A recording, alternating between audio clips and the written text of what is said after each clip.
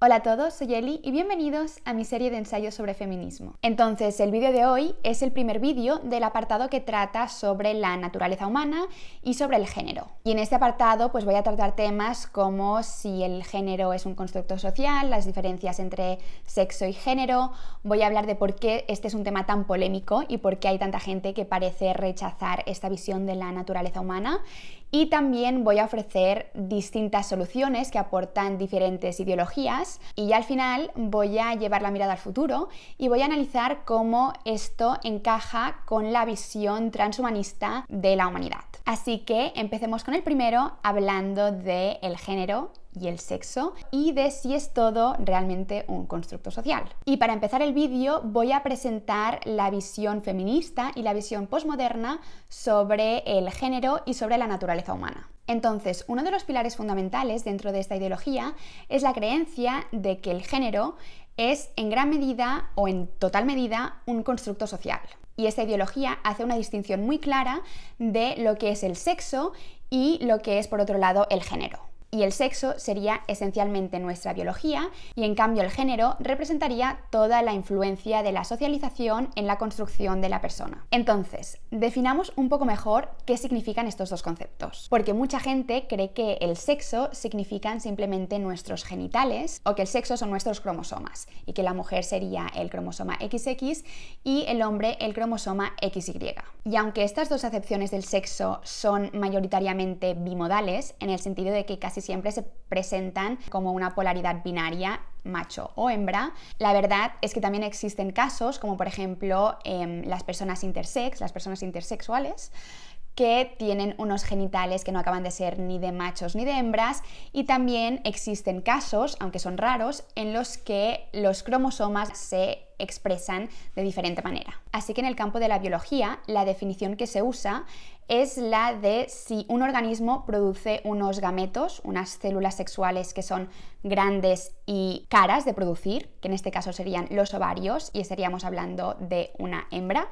o si en cambio un organismo produce unas células sexuales que son pequeñas y relativamente baratas de producir, que en este caso sería el esperma y estaríamos hablando de un macho. Y según esta definición, el sexo es algo que es completamente binario, porque no existe ningún organismo que produzca otro tipo de células sexuales. En cambio, el género, como he dicho antes, estaría determinado por la socialización de la persona y al final vendría a ser cómo esa persona se presenta y se desenvuelve en sociedad. Y entonces, según una visión o una definición del género que sea rígida y tradicional, que es la que hemos tenido durante muchísimos años, hasta ahora prácticamente, el género sería la idea que tiene la sociedad de lo que un hombre debe ser y de lo que una mujer debe ser. Y la ideología posmoderna dice que esta visión es una fantasía colectiva que está construida sobre estereotipos de género opresivos y que la perpetuamos todos mediante el lenguaje, la publicidad y la representación cultural.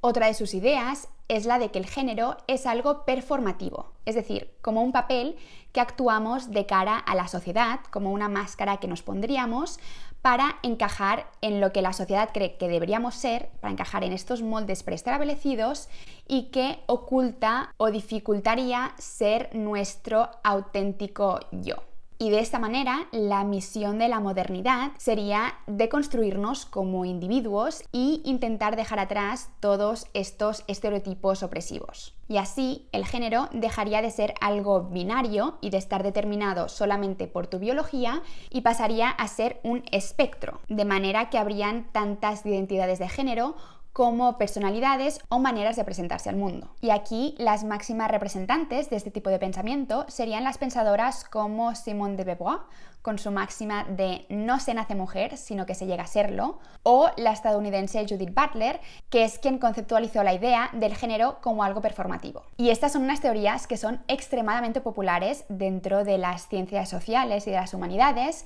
y no solo ahí, sino que también han trascendido la academia y hoy en día son teorías que son muy utilizadas tanto por el activismo como conocidas por la sociedad en general. Y la verdad es que no me extraña, porque es que realmente, aunque no estoy de acuerdo con todo lo que dicen y tampoco me he leído todo su trabajo, Del trabajo que sí que me he leído y de todo lo que conozco sobre esas pensadoras, realmente te das cuenta de que son mujeres súper inteligentes y súper valientes y que tienen unas ideas muy interesantes que han explicado muy bien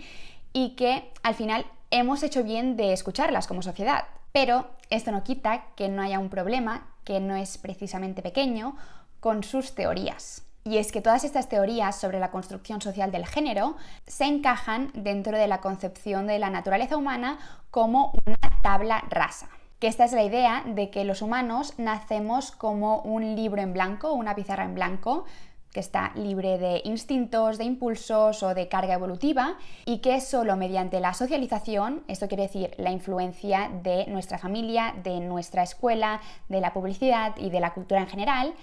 que vamos escribiendo sobre este libro, vamos escribiendo sobre esta pizarra y entonces formando la personalidad y las inclinaciones de la persona. Y a mí lo que más me alegra de este debate es que es un debate que ya está cerrado y en el que ya existe el consenso. Y el consenso es que la teoría de la tabla rasa es una absoluta tontería, así como también lo sería cualquier teoría determinista biológica rígida, porque la realidad es que son los dos y no se pueden separar. Tanto nuestra naturaleza como nuestra biología son importantísimos, así como también lo son nuestra cultura y la socialización. Y no hay ninguno de estos dos que sea completamente determinante, sino que cada uno hace una aportación que es muy valiosa y que no es una aportación que sea 50-50, sino que lo que ocurre es que la biología y la naturaleza plantarían los fundamentos, pero luego la cultura y la socialización afectan a esta biología, de manera que la biología acaba cambiando y luego afecta más también a la cultura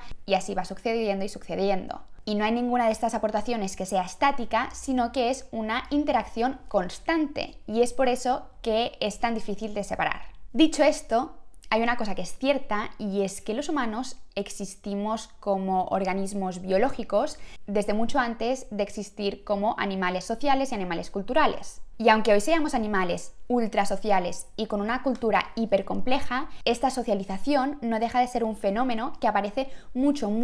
después de que la biología plantee los fundamentos de nuestro comportamiento. Por lo tanto, es la biología y nuestra naturaleza humana quienes plantan los fundamentos de nuestro comportamiento y la cultura quien tiene el poder de exagerarlos o disminuirlos, transformarlos o deformarlos, pero no de inventarse algo completamente diferente. Y eso ni siquiera es quitarle importancia al entorno, a la cultura o a la socialización, porque es que quede clarísimo, es importantísima. Simplemente quiere decir que dada nuestra historia, el factor de la socialización es algo que se añade después. Por lo tanto, cuando digo que tenemos que empezar analizando nuestra biología y nuestra genética y nuestro pasado evolutivo, no es un tema de que esto sea más importante, sino que es simplemente un tema de orden cronológico. Y dicho esto, ¿cuáles serían las características fundamentales de la semilla humana, de la biología humana? Pues este es el tema que voy a tratar en el siguiente vídeo, así que estar atentos.